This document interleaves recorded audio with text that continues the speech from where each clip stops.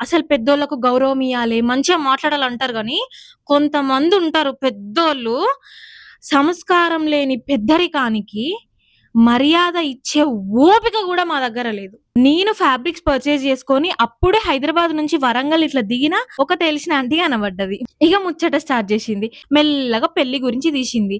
ఏమనలే. ఎందుకంటే general topic అది తప్పదు. తప్పించుకోలేము. అడుగుతూనే ఉంటారని ఊకున్నా. మళ్ళా కొంచెం దొడ్డైనా అన్నది.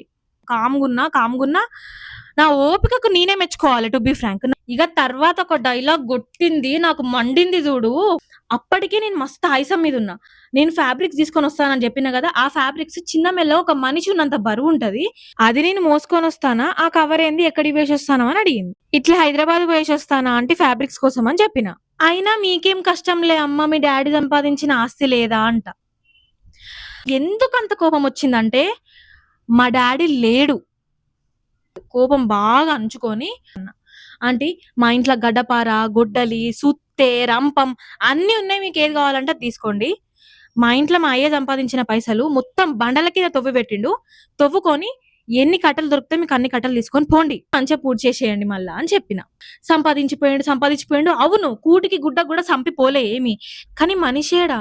కష్టమొస్తే చెప్పుకోవడానికి మనిషేడి? లేడు గదా! కాదు. మా అమ్మ పడతాంది రూపాయికి కష్టం. ఎంత కష్టపడతాందన్నది మాకు తెలుసు. వచ్చి ఉత్తిగా అంటారు మీరిట్లా. ఏడ పని లేదా?